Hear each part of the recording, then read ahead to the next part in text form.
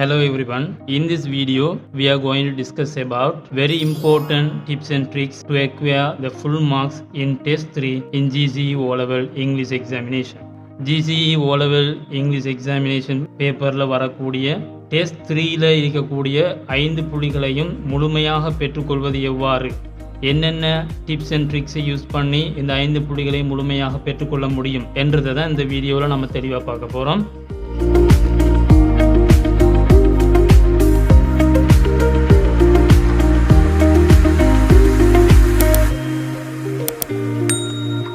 Part 1ல் உள்ளடங்கக்கூடிய கேள்விகளுக்குள்ள இந்த test 3 மிகவும் ஒரு இலகுவான கேள்வி என்று தான் நம்ம சொல்ல வேண்டும். டெஸ்ட் 3னுடைய அமைப்பை பார்த்தீங்கன்னா ஒரு பிக்சர் ஒன்று தந்திருப்பாங்க. அந்த பிக்சருக்கு கீழே ஒரு பேராகிராஃப் இருக்கும். அந்த பேராகிராஃபில் சில ஸ்பேசஸ் இருக்கும். இந்த 10 ஸ்பேசஸ்லையும் வரக்கூடிய சொற்கள் உங்களுக்கு ஒரு பாக்ஸுக்குள்ளே தந்திருப்பாங்க. இப்போ நீங்கள் இந்த பாக்ஸுக்குள்ளே இருக்கக்கூடிய சொல்லினுடைய சரியான லெட்டர், இங்கிலீஷ் லெட்டரை தான் நீங்கள் இந்த ஸ்பேசஸில் எழுத வேண்டும். ஸோ இப்படி ஒரு கேள்வி அமைப்பு தான் உங்களுக்கும் இந்த டெஸ்ட் 3ல் தரப்படுது. இந்த கேள்வியை செய்கிறதுக்கு முன்னால் நான் சொல்லக்கூடிய டிப்ஸ் அண்ட் ட்ரிக்ஸை நீங்கள் ஒரு நோட் புக் எடுத்து நோட் பண்ணி வச்சுக்கொள்ளுங்க. நான் சொல்லக்கூடிய டிப்ஸ் அனைத்தையும் யூஸ் பண்ணி இந்த கேள்வியை உங்களுக்கு எவ்வாறு எஃபெக்டிவாக செய்ய முடியும் என்றதை நீங்கள் இந்த கேள்வியை செய்யும்போது உங்களுக்கு விளங்கும். நான் சொல்லக்கூடிய ஒவ்வொரு ஸ்டெப்ஸையும் நீங்கள் கேர்ஃபுல்லாக ஃபாலோ பண்ணினா 5 புள்ளிகளையும் எந்த விதமான மிஸ்டேக்ஸும் இல்லாமல் எடுக்கக்கூடிய அளவுக்கு இருக்கும். ஸ்டெப் 1 என்னென்னா, இந்த பிக்சர் டிஸ்கிரிப்ஷனில் தரப்பட்டிருக்கக்கூடிய ஹெட்டிங்கை நீங்கள் சரியாக வாசித்து கொள்ளணும். இந்த ஹெட்டிங்கில் சொல்லப்பட்டிருக்கக்கூடிய தகவலை நீங்கள் சரியாக கூட இங்கே எடுத்துக்கொள்ள வேண்டும். அப்போ நான் இந்த ஹெட்டிங்கை வாசிக்கிறேன் பாருங்கள். Study the picture, fill in the blanks with the words given in the box, write the letter of the correct word in the blank, one is done for you. So இந்த ஹெட்டிங்கில் சொல்லப்பட்டிருக்கக்கூடிய மிக முக்கியமான ஒரு தகவல் என்னென்னா, இந்த பாக்ஸுக்குள்ளே தரப்பட்டிருக்கக்கூடிய சொல்லினுடைய எழுத்து, அதாவது இங்கிலீஷ் லெட்டரை தான் நீங்கள் இந்த ஸ்பேசஸில் எழுத வேண்டும். அதை தவிர்த்து நீங்கள் இந்த சொற்களை எழுதுவீங்களாக இருந்தால் நீங்கள் என்ன தான் சரியான முறையில் விடை அளித்திருந்தாலும் உங்களுக்கு அந்த புள்ளிகள் வழங்கப்பட மாட்டார். இதை நீங்கள் நல்லா ஞாபகத்தில் வச்சுக்கொள்ளணும். அதிகமான மாணவர்கள் மார்க்ஸை லூஸ் பண்ணுறதுக்கான காரணம் இதுதான். ஸோ இதில் சொல்லப்பட்டிருக்கக்கூடிய மிக முக்கியமான இன்ஸ்ட்ரக்ஷன் என்னன்னு சொல்லி சொன்னால், இந்த பாக்ஸுக்குள்ளே தரப்பட்டிருக்கக்கூடிய சொல்லினுடைய இங்கிலீஷ் லெட்டரை தான் நீங்கள் இந்த ஸ்பேசஸில் எழுத வேண்டும். இதற்கு மேலதிகமாக இந்த ஹெட்டிங்கில் பார்த்தீங்கன்னா இன்னொரு விஷயம் ஒன்று சொல்லப்பட்டிருக்கு, அதாவது one is done for you. இப்போ உங்களுக்கு ஒரு கேள்வி ஒன்று இந்த இடத்துல செய்து காட்டிருப்பாங்க. அந்த கேள்விக்கு விடை எழுதக்கூடிய முறை உங்களுக்கு இந்த இடத்துல தெளிவாக போட்டிருப்பாங்க. இப்போ நீங்கள் ஃபர்ஸ்ட்டுக்கு ஒரு உதாரணத்தை எடுத்து பார்த்தீங்கன்னா வழங்கும். அந்த உதாரணத்தில் உங்களுக்கு ஒரு இங்கிலீஷ் லெட்டர் ஒன்று போட்டு காட்டியிருப்பாங்க. இப்போ இந்த இங்கிலீஷ் லெட்டர் மாதிரியே நீங்கள் ஏனைய ஸ்பேசஸ்லேயும் லெட்டரை மட்டும்தான் நீங்கள் எழுத வேண்டும். ஸ்டெப் நம்பர் 2, பிக்சரை அவதானிக்கிறது. அதே மாதிரி பாக்ஸுக்குள்ளே தரப்பட்டிருக்கக்கூடிய சொற்களை ஜஸ்ட் நீங்கள் ரீட் பண்ணி வச்சுக்கொள்கிறது. இந்த பாக்ஸுக்குள்ளே தரப்பட்டிருக்கக்கூடிய சொற்களை பாருங்கள். Get, close, world map, jar, picture, looking, open, students, wall, pen holder. So these are the words given in the box. இப்படியான சொற்கள் இந்த பாக்ஸுக்குள்ளே தரப்பட்டிருக்கு. இந்த பாக்ஸுக்குள்ளே தரப்பட்டிருக்கக்கூடிய சொற்கள் எல்லாத்துக்கும் நம்மளுக்கு கருத்து தெரியுமா என்றது ஒரு தடவை செக் பண்ணி பார்த்துக்கொள்ளுங்க. பெரும்பாலும் இந்த பிக்சர் டிஸ்கிரிப்ஷனோட தரப்படக்கூடிய சொற்கள் அனைத்தும் நம்மளுக்கு ஏற்கனவே ஃபெமிலியரான சொற்களாக தான் இருக்கும். 1-2 சொற்கள் நம்மளுக்கு சில நேரங்களில் தெரியாமல் இருக்கலாம். அது தவிர்த்து ஏனைய சொற்கள் எல்லாம் நம்மளோட நல்ல ஃபெமிலியராக தான் இருக்கும். ஸோ இதில் இருக்கக்கூடிய சொற்கள் எல்லாமே உங்களுக்கு ஓரளவு ஃபெமிலியராக இருக்கும்னு நினைக்கிறேன். ஓகே, இதுக்கு அடுத்ததான் நீங்கள் செய்ய வேண்டியது பேராகிராஃபை ஜஸ்ட் ஒரு ப்ரீ ரீடிங் ஒன்று செய்து கொள்றது. இதன் மூலமாக உங்களுக்கு என்னென்ன விஷயங்களை சொல்ல வராங்கன்றதை ஓரளவு கெஸ் பண்ணக்கூடிய மாதிரி இருக்கும். ஸோ இந்த பிக்சர் டிஸ்கிரிப்ஷனை பொறுத்த வரைக்கும் அதில் பயன்படுத்தக்கூடியது பெரும்பாலும் 3 வகையான வசனங்கள் தான். அதில் முதலாவது வசன அமைப்பு என்னென்னா திஸ் இஸ்.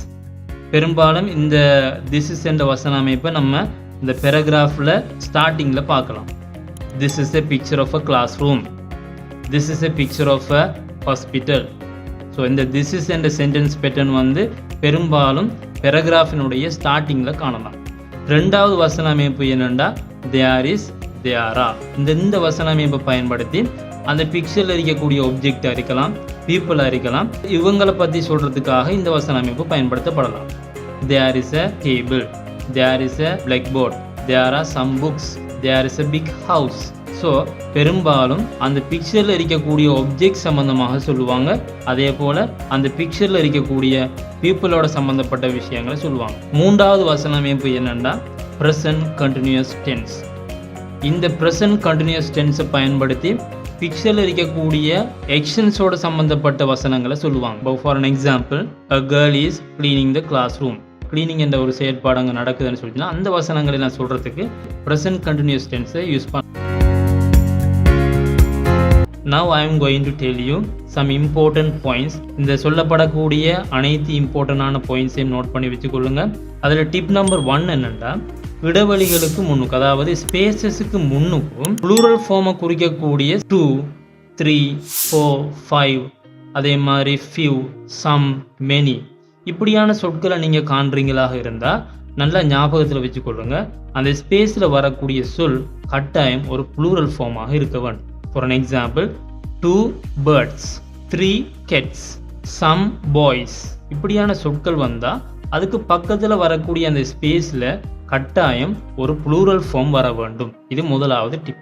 ரெண்டாவது டிப் என்னென்னா, ஒரு வசனத்தில் இஸ் அல்லது ஆ என்ற சொற்கள் வந்து அதுக்கு பக்கத்தில் ஒரு ஸ்பேஸ் தரப்பட்டிருந்தால் அந்த ஸ்பேஸில் வரக்கூடிய சொல் என்னவாக இருக்குமெண்டா verb ing ஃபார்மாக இருக்க வேண்டும். For an example, he is cleaning, they are reading, some boys are playing. So இந்த ஐஎன்ஜி ஃபார்ம் இந்த ஸ்பேசஸில் வர வேண்டும். ஒரு ஸ்பேஸுக்கு முன்னுக்கு இஸ் அல்லது ஆ என்ற 2 சொற்களையும் நீங்கள் காண்றீங்களாக இருந்தால் அதுக்கு பக்கத்தில் வரக்கூடிய சொல் verb ing ஃபார்மில் வர வேண்டும். டிப் நம்பர் 3 என்னென்னு பார்த்தீங்கன்னா, ப்ரப்போசிஷனோட சம்மந்தப்பட்ட சொற்கள். on, in, at, near, behind, in front of. For an example, on the table இப்படி ஒரு வேர்ட் ஃப்ரேஸை நீங்கள் காண்றீங்களாக இருந்தால் இந்த ஃப்ரேஸில் மீனிங் நல்லா ஞாபகத்தில் வச்சுக்கொள்ளுங்க. on the table மேசைக்கு மேலே. அப்போ மேசைக்கு மேலே என்ன ஒப்ஜெக்ட் இருக்கோ அதுதான் அந்த ஸ்பேஸில் வரக்கூடிய விடையாக இருக்கு. behind the cupboard கபர்டுக்கு பின்னால். அப்போ கபர்டுக்கு பின்னால் என்ன ஒப்ஜெக்ட் இருக்கோ அதுதான் அந்த இடத்துல அந்த ஸ்பேஸில் வரக்கூடிய ஆன்சராக இருக்கு. ஃபார் அன் எக்ஸாம்பிள், அந்த டேபிளுக்கு மேலே இருக்கிற பொருள் என்னென்னு பார்க்குறீங்க, அங்கே அந்த இடத்துல ஒரு வாஸ் ஒன்று இருக்குதுன்னு சொல்லி சொன்னால் அந்த வாஸ் தான் விடையாக வரப்போகுது. there is a vase on the table, there is a book on the table, there is a boy behind the cupboard. இப்படியாக இந்த ப்ரிப்போசிஷனோட வரக்கூடிய சொற்களை ஞாபகத்தில் வச்சுக்கொள்ளுங்க. அதை கருத்து ரீதியாக பின்னுக்கு தரக்கூடிய அந்த வேர்ட் ஃப்ரேஸினுடைய கருத்தை நீங்கள் சரியாக எடுத்துக்கொண்டா சரி. அடுத்த டிப் என்னன்னு சொல்லி சொன்னால், ஸ்பேஸுக்கு முன்னுக்கும் என் வருதாக இருந்தால் ஒரு என்றதை குறிக்கக்கூடிய அ என் இப்படியான 2 சொற்களில் என்னன்றது வருதாக இருந்தால் அந்த ஸ்பேஸில் வரக்கூடிய சொல் கட்டாயம் ஒரு வவல்ஸில் ஆரம்பிக்கக்கூடிய ஒரு சொல்லாக இருக்க வேண்டும். an idea, an orange, an interesting drama, an elephant. இந்த ஸ்பேஸுக்கு முன்னுக்கு என்ற சொல்ல நீங்கள் காண்றீங்களாக இருந்தால் அந்த இடத்துல வர வேண்டிய சொல் கட்டாயம் ஒரு வவல் லெட்டரோட ஆரம்பிக்கக்கூடிய சொல்லாக இருக்கும். These are the important points. Picture டிஸ்கிரிப்ஷனோட சம்பந்தப்பட்ட கேள்வியை நீங்கள் செய்யும் போதும் இப்படியான இம்பார்ட்டன்ட் பாயிண்ட்ஸை ஞாபகத்தில் வச்சிங்கன்னு சொல்லி சொன்னால் ஏதாவது ஒரு இடத்துல கருத்து விளங்காத சந்தர்ப்பங்களில் இந்த டிப்ஸ் எல்லாம் உங்களுக்கு யூஸ்ஃபுல்லாக அமையும். ஓகே, இப்போ நான் சொன்ன டிப்ஸ் அனைத்தையும் பயன்படுத்தி இந்த கேள்விக்கு நம்ம முழுமையான புள்ளிகளை பெற முடியுமா என்று அடுத்தது பார்ப்போம். Here I have selected a question from a model paper. This is a picture of a classroom. There are 5. நான் ஏற்கனவே ஃபர்ஸ்ட்டாக சொல்லியிருக்கக்கூடிய டிப் தான் இது. இப்போ ஸ்பேஸுக்கு முன்னுக்கும் 5 சொல்லி ஒரு சொல் ஒன்று வந்துருக்கு. அப்போ இந்த 5 வந்து அந்த ஸ்பேஸில் வரக்கூடிய சொல் என்னவாக இருக்க வேண்டும்? அது ஒரு ப்ளூரல் ஃபார்மாக இருக்க வேண்டும். அப்போ நீங்கள் இந்த பாக்ஸுக்குள்ளே பாருங்கள் என்ன சொல் ப்ளூரலாக இருக்கு. இப்போ நீங்கள் இந்த பாக்ஸுக்குள்ளே இருக்கக்கூடிய சொற்களை அவதானித்து பார்த்தீங்கன்னா எத்தனை சொற்கள் ப்ளூரலாக இருக்குன்னு பாருங்கள். எல்லாத்தையும் அவதானித்து பார்த்தீங்களா இருந்தால் only one word. அதுதான் என்னது? ஸ்டூடெண்ட்ஸ் என்ற சொல் மட்டும்தான் அந்த இடத்துல ப்ளூரல் ஃபார்மில் இருக்கு. So the answer is students. There are 5 students, a teacher and a cat in the classroom in this picture. The teacher is drawing a dash on the blackboard. அப்போ on the blackboard இப்போ நான் ஏற்கனவே சொல்லியிருக்கக்கூடிய விஷயம் தான். அதாவது இந்த ப்ரெப்போசிஷனோட வரக்கூடிய சொற்களை ஞாபகத்தில் வச்சுக்கொள்ளும். அப்போ இது என்ன கருத்தை குறிக்குதோ அந்த இடத்துல என்ன பொருள் இருக்கோ அல்லது என்ன விஷயம் இருக்கோ அதுதான் இந்த இடத்துல ஆன்சராக வரும்.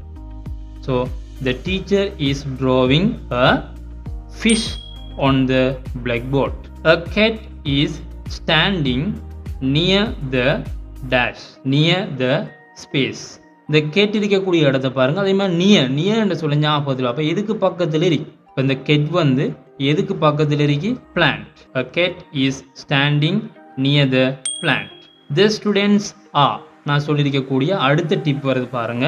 இந்த இஸ் அல்லது ஆ என்ற சொற்களுக்கு பக்கத்தில் ஒரு ஸ்பேஸ் வருமாக இருந்தால் அங்கே என்ன விட வர வேண்டும்? verb ing ஃபார்மில் வரக்கூடிய சொற்கள் அங்கே விடையாக வர வேண்டும். அப்போ இந்த பாக்ஸுக்குள்ள இருக்கக்கூடிய சொற்களை பாருங்கள். எத்தனை சொற்கள் verb ing ஃபார்மில் இருக்கு? only one, looking. அப்போ இந்த இடத்துல வரக்கூடிய விடை என்னவாக இருக்கும்? looking என்றது தான் விடையாக இருக்கும். So the students are looking at the cat. There is a dash on the table. இப்போ பாருங்க, நான் ஏற்கனவே சொன்னது on the table. அப்போ அந்த டேபிளுக்கு மேலே என்ன இருக்கோ அதுதான் இந்த இடத்துல விடையாக வரும். So there is a pen holder on the table. A girl is pointing at the dash. pointing என்ற இதில் நம்மளுக்கு ஒரு வசனத்தில் ஏதாவது ஒன்று ரெண்டு சொற்களுடைய கருத்துக்கள் ஒழுங்காக விளங்கிட்டுண்டா இந்த கேள்வியை நம்ம சரியாக செஞ்சிடலாம். இப்போ இந்த இடத்துல பாருங்க, பாயிண்டிங் என்ன சுட்டி காட்டுகிறாள். அப்போ எதை சுட்டி காட்டுறான்னு பாருங்க. அப்போ அந்த இடத்துல ஒரு பிக்சரை நோக்கி அவள் அந்த விரலை நிட்டுறாள். அப்போ pointing at the picture. A calendar is hanging on the. இப்போ calendar hanging on the. hanging என்ற என்ன? தொங்கிக் கொண்டிருக்கிறது. அப்போ இந்த கேலண்டர் வந்து எந்த இடத்துல தொங்கி கொண்டிருக்கிறது? அப்போ பாருங்க, இந்த இடத்துல on the wall. ஏழாவதுக்கு வரக்கூடிய விட wall. The door of the classroom. இப்போ டோரை நல்லா அவதானிச்சு பாருங்க. ஒரு டோர் அல்லது விண்டோ இதோட சம்பந்தப்பட்ட சொற்கள் கட்டாயம் என்னவாக இருக்கும்? ஒன்று அது ஓப்பனாக இருக்கும் அல்லது க்ளோஸாக இருக்கும். இப்போ நீங்கள் இந்த இடத்துல டோரை பாருங்க, க்ளோஸ்டில் இருக்கு. So the door of the classroom is closed and the window is open. நான் ஏற்கனவே சொன்ன மாதிரி. அப்போ விண்டோ டோரோட சம்பந்தப்பட்ட வசனங்கள் வருதாக இருந்தால் அந்த இடத்துல ரெண்டு வேர்புக்கு தான் பெரும்பாலும் சான்ஸ் இருக்கு. ஒன்று அது ஓப்பனாக இருக்கும் அல்லது க்ளோஸ் பண்ணியிருக்கு. இப்போ இந்த ரெண்டு வேர்பை தான் நம்ம பயன்படுத்த வேண்டி வரும். பிக்சரை நல்லா அவதானிச்சு பார்த்தா விளங்கும். டோர் வந்து க்ளோஸ் பண்ணியிருக்கு. So door is closed. Window வந்து ஓப்பனில் இருக்கு. So window is open. There is a dash in the bookshelf. in the bookshelf ஒரு ப்ரிபோசிஷனோட வரக்கூடிய சொற்களை பாருங்க. in the bookshelf. அப்போ புக் ஷெல்ஃபுக்குள்ள என்ன இருக்கோ அதுதான் அந்த இடத்துல விடையாக வரும். இந்த புக் ஷெல்ஃபுக்குள்ள இருக்கக்கூடிய ஒரு விஷயத்தை பற்றி தான் சொல்றாங்க. அப்போ இந்த இடத்துல புக்ஸ்ன்றது வராது. ஏன்னா அது பாக்ஸுக்குள்ள இருக்கக்கூடிய சொல்லும் இல்லை. பாக்ஸுக்குள்ள அந்த புக்ஸ் என்ற சொல்லே இல்லை. அப்போ அந்த புக் ஷெல்ஃபுக்குள்ள இருக்கக்கூடிய ஏனைய விஷயம் என்னது? there is a world map. இப்போ இவ்வளவும் தான் இந்த கேள்வியில் இருக்கக்கூடிய டெக்னிக்ஸ். ஸோ இப்படியான டிப்ஸ் அண்ட் ட்ரிக்ஸை நீங்கள் ஏனைய கேள்விகளுக்கும் அப்ளை பண்ணி பாருங்கள். பெரும்பாலும் இப்படியான ட்ரிக்ஸ் வந்து உங்களுக்கு சக்ஸஸ்ஃபுல்லாக தான் அமையும். இந்த சொல்லப்பட்டிருக்கக்கூடிய அத்தனை டிப்ஸ் அண்ட் ட்ரிக்ஸையும் ஏனைய கேள்விகளில் அப்ளை பண்ணி உங்களால் அந்த முழுமையான புள்ளிகளை பெற்றுக்கொள்ள முடியுமா என்றதை ஒரு தடவை செக் பண்ணி பார்த்துக்கொள்ளுங்கள். அப்படி உங்களுக்கு ஏதாவது டவுட்ஸ், ஏதாவது சிக்கல்களை நீங்கள் எதிர்நோக்குறீங்களா இருந்தால் தனிப்பட்ட முறையில் நீங்கள் வாட்ஸ்அப் மூலமாக அறியத்தர முடியும். ஸோ இதே போன்ற இன்னும் ஒரு யூஸ்ஃபுல்லான வீடியோ ஒன்றினூடாக உங்களை சந்திக்கும் வரை விடைபெற்றுக் கொள்கிறேன். நன்றி.